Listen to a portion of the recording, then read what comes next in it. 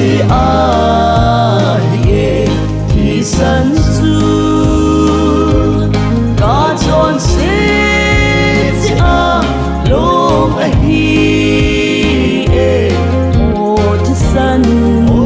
THISAN thêm ka sana Mipi na ka Pakai chu Ulthi-san hin alungin Aphatai tin jong asem di po Thichan keidin athoh Keijeh ahie THISAN chu ka chonset lunglhai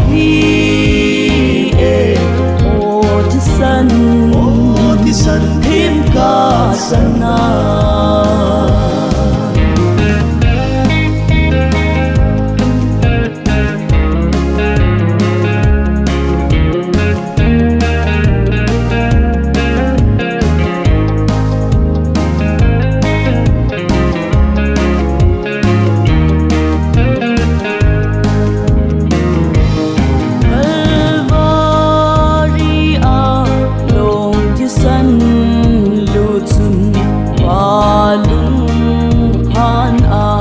damsah in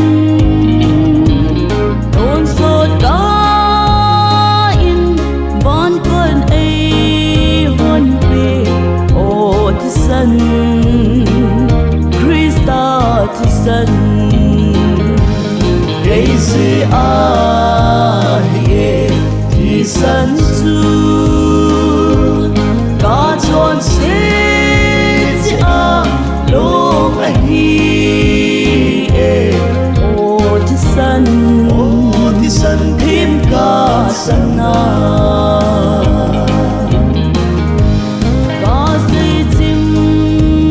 pon pa neingailut na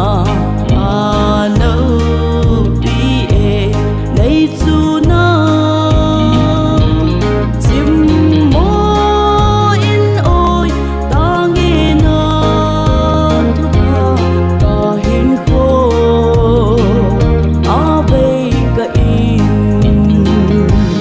Keijeh ahie THISAN chu ka chonset lunglhai THISAN thêm ka sana